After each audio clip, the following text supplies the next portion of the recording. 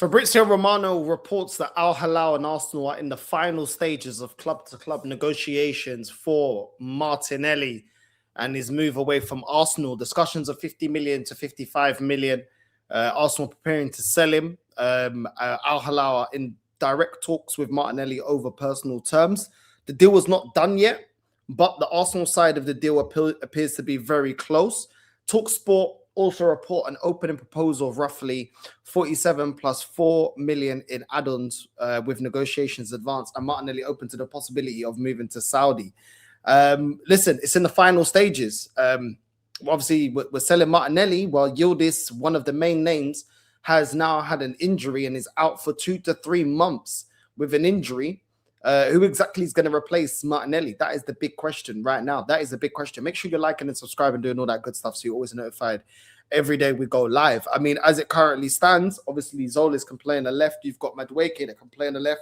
Dauman, Eze can play on the left. But we know the club want an out-and-out left winger to play on the left. Yes, we've got certain players that can play there, but he wants, obviously, somebody that's going to be the priority signing. When we signed Zolis, the club said we are going out for, Zolis is not the main left winger. We're still going in for a big time player to slot in that left-hand side of our attack. Now, when you're looking at this market, honestly, I'm actually so fed up of it because we, once again, I've said it so many times on this channel, we've allowed ourselves to fall into this position. Nobody's to blame but Berta and the Cronkies. You guys are the ones that are in charge of the transfers. You guys are the ones that run the transfers. You guys are the ones that allow the money to be spent. You guys are the ones that line the targets up, that do the negotiations. You guys are to blame that we are in this position. Now, people can say, look, Martinelli, 55 million. I said 50 to 60 million for Martinelli would be good business. Al-Hilal in the final stages. On that situation, I'm very happy. I'm very glad that that's what's going on. The problem is Martinelli's going out and we don't know who's coming in. We don't know what player is going to be his replacement. You look at Bradley Barcola, the PSG situation. I mean, they want PSG's valuation is 145 million pounds. Now, are we going to put that money down? I mean, we didn't even put that kind of money down for Vinny.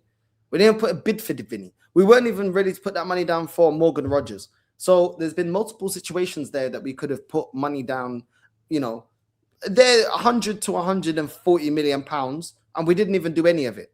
Even for Yildiz, it looked like we were going to put down 86 million pounds. So are we going to put down for Barcola? Sometimes, I mean, you can look at it and say when you're desperate, desperation sometimes comes for desperate measures.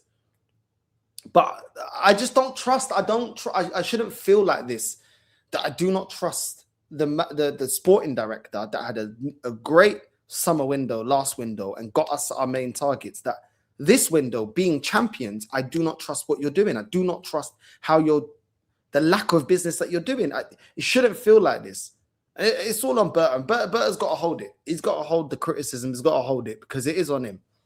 So I don't even know. Liverpool, it looks like they're trying to go in for different targets. Obviously, Gakpo's been linked to other teams, Man City and Tottenham. So we're going to see what happens there.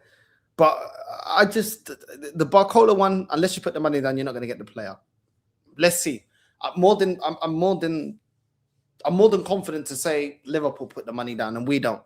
I can see Arsenal panicking at the end of the window. Like when it's like the end of the window, like transfer deadline day, I can see us panicking and trying to put a bid down for Barcola if he's not already signed up to Liverpool. Last ditch, like right at the end, trying to overdo it and overcompensate.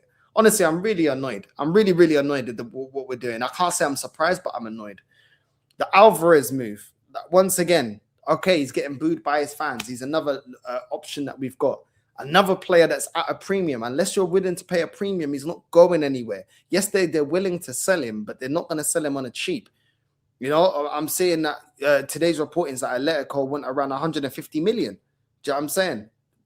150 million, which is why Barcelona backed away from the deal, saying it's too expensive.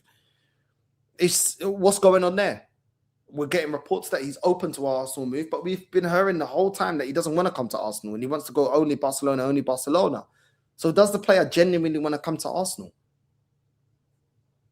Are Arsenal going to put 150 million? Barcola, Julian Alvarez, both 150, around the 150 mark. I don't see us doing it. Not because we don't have the money, but because Arsenal are moving on cheapskate mode. Rafael Leao. Do you know what I'm saying? 43 to 50 million pounds is what's been tied for Rafael Leao. A player that's been inconsistent, a player that's been overhyped, a player that even offered to, I think I saw that he was offered to some championship clubs and they were like, nah, Rafael Leao, nah, we're kind of all right. Like, I don't, bro. Rafael Leao will come here and do exactly what Martinelli did. This is why I don't want Rafael Leao. He'll come in and be a speed merchant and not do much more outside of that. So do we want a Rafael Leao right now? The whole thing is underwhelming. It is underwhelming. We can't deny it. It is underwhelming, and we sabotaged ourselves by the way that we move in the market. Rafael Leao is not going to uplift the fan base. I don't think you're going to look like, oh yeah, Rafael Leao is going to be incredible. No. Well, to be honest, I mean, this is the same fan base that gassed up Madueke, but come on, like it's going to be a tough sell because he's just not good enough. And then we've got Ndai. This guy, like, why do I want this guy? Like, Ndai, for what? Like, what is he going to do to improve my squad? Honestly, man, like, this football club, I don't know what's wrong with Arsenal. Like, you're in such a good, strong position to go out there and address the left wing, and you're just refusing to do the business that's required. And now I'm sitting here as Premier League reigning champions and talk about Rafael Leao and then die. Come on. Like, come on. We're talking about flipping Marcus Rashford. Do you know what I'm saying? When Barcelona didn't take their £30 million purchase option after his loan, and yet we're going to go out there and get Marcus Rashford? Come on, man. Look at Barcelona. Barcelona found an alternative to